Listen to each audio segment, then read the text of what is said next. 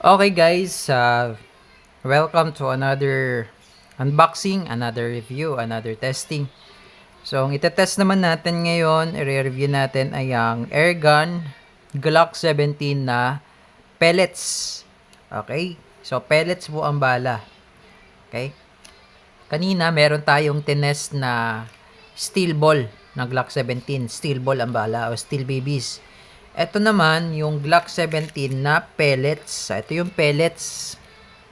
This is 177 pellets. Okay? So, shout out pala kay Sir Almasan. Okay? So, Glock 17 pellet version blowback. Blowback siya, no? Pero hindi siya nag-open slide kapag wala na siyang bala or pellet kasi belt type siya. Buksan na natin, no? Yan. Glock 17 officially licensed product of Glock. Umarex pong brand niya.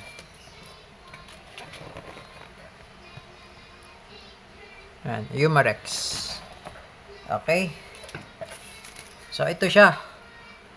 Glock 17 Gen 5. No?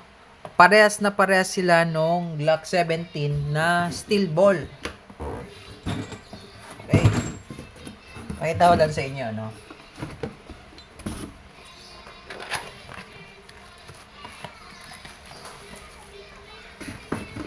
So, ito naman yung Glock 17 na steel ball. Yan. Parehas lang sila, oh. Parehas na itsura, parehas markings. Yan. 'Di ba? Parehas. Pero ang pinagkaiba lang yung magazine. Ito yung steel ball. Yan, spring siya, 'di ba? Yan, spring. Kasi ang bala niya is bulitas, steel ball. Ito naman yung pellets. Yan. As you can see, meron siyang belt. Ayan yung belt, oh. Ayan yung belt. Yan yung sa pellets. Ito naman yung sa steel ball. Yan, magkaiba ng magazine yan. Pero hindi siya interchangeable kasi magkaiba talaga ng magazine. So yung magazine ng pampellets, yan, mataba, hindi siya kasya, oh. So yung sa steel ball lang talaga ang magazine na pwede. Yan. Yung sa pellets, hindi rin siya pwede. Ayan, kasi mataba yung mataba yung ayan, hindi siya pwede. So hindi siya compatible. So kung mapapansin nyo, halos parehas lang din naman ng taba. Parehas lang ng taba, oh. Pero yung mechanism niya kasi sa loob, magkaiba. Ayan, magkaiba, so hindi din siya pwede. Ayan. Hindi siya kasya. Hindi siya tutuloy. Pero yung itsura, parehas lang. Ayan, parehas na parehas yan. Magkaiba lang ng bala. Yung isa steel ball, yung isa pellets. Pero itong i-review natin, pellets to. Okay, yan. And shoutout kay Sir Almasan.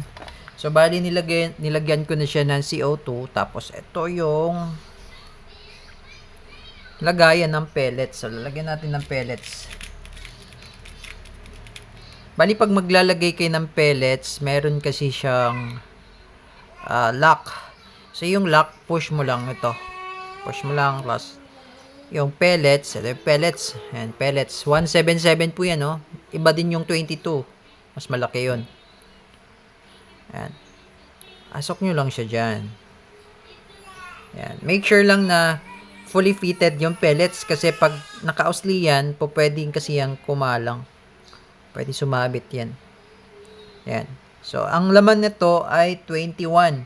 Yung sa steel ball, 18. Ito, 21. So, ganun lang paglalagay ng pellets hanggang sa mapuno siya. Okay? Okay, so ayan, nilagyan ko lang siya ng ilang piraso. Hindi ko na po pinuno. Ngayon, ang ikot nito, pag nakasalpak sa Glock, ang ikot nito ay counterclockwise. Okay, counterclockwise. So, ngayon, dahil hindi ko naman siya pinuno, kung alin yung may load, nandito po yun yung may load. Kasi ang ikot niyan, counterclockwise eh. Ganyan ang ikot niyan. Counter. So, kailangan, yung bilog, yung bilog na yan, nakasentro siya dyan. Kasi dyan lalabas yung air eh. So, kailangan nakasentro siya. So, ngayon, pag nakaganyan siya, hindi siya balance. No, kailangan nakasenter siya dyan. Yan. Yan. So, kailangan yung bilog nakasentro. No, nakasentro sa dyan. Yan. Okay, bago nyo isasalpak, nakasentro. And then, ibalik nyo yung lock. Push nyo lang to sa kabila. Yan. Okay, so testing natin. So, bali meron pala siyang safety sa likod, ay sa ilalim ng frame. Yan. Yan yung pag white safe. Hindi siya makakalabit. Pag red naman, that's fire. Tapos, yung trigger nito malalim. Yan, malalim siya. Yan, malalim siya, no? Hanggang dulo yan. Tapos, pag kinasan nyo siya, hindi siya sasagad, no? Ganyan lang siya. Ganyan lang. Oh. Ganda ng tunog, oh. Bakal na bakal. Oh. Yan. And then, yan, may CO2. Paglalagay pala ng CO2 ito. Yan. Ganun lang. Ito yung cup. May kasama siyang allen. Pampihit, no? Yan, pampihit. Tapos, meron na siyang kasamang manual. Ito naman sa maintenance manual. Ayan. So, ano pa ba? So, yun lang. Testing. Testing natin. So, bali ito dahil nga belt type siya, pwede nyong lagyan ng oil itong part na to. May kasama na siyang silicone oil. Itong part na to, pwede nyong lagyan ng oil yan para lumambot yung cycle ng belt. Katagalan naman lalambot siya eh. Pag bago pa talaga, medyo matigas. Kaya medyo matigas siyang kalabitin.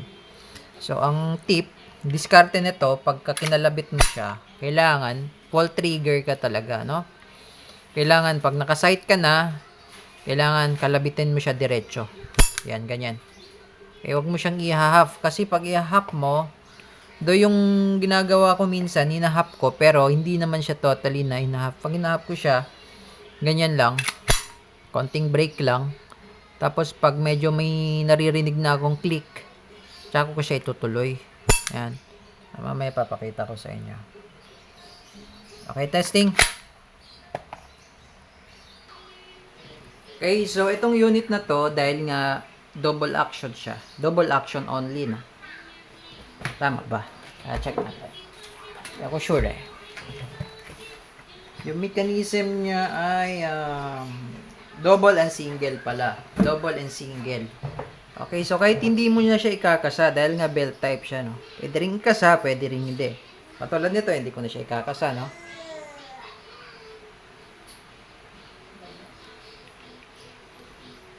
Ayan. Tapos, full trigger press.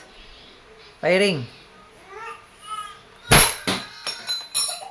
Full trigger press. Lakas ng mararamdaman mo yung recoil talaga. Tapos, eto, pwede mo siyang i-half. Yan.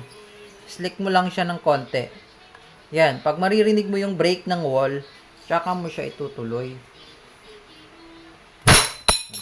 Ganun lang. Yun yung diskarte ko para pag natitigasan ako sa trigger, half ko lang siya. Yan, may maririnig kayong clicking sound eh. Yan. Yun oh. Yung brake ng wall yun. Tapos saka mo siya diretso. Yan, pwede namang direkta kalabit. So kung sanay na kayo, pwede naman. Ayan.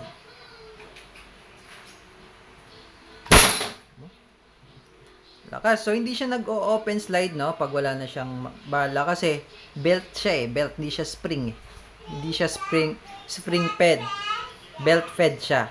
Okay, so again, this is Tiglock 17 Gen 5 pellet version. Okay, so mga interested po sa unit, this is airgun. Sa mga interested po, ilalagay ko po yung details sa description. Check nyo na lang po, nandun po yung contact number. Pwede nyo po kaming tawagan. At yung aming Facebook page, WhatsApp, tsaka Viber. Okay, thank you and have a nice day.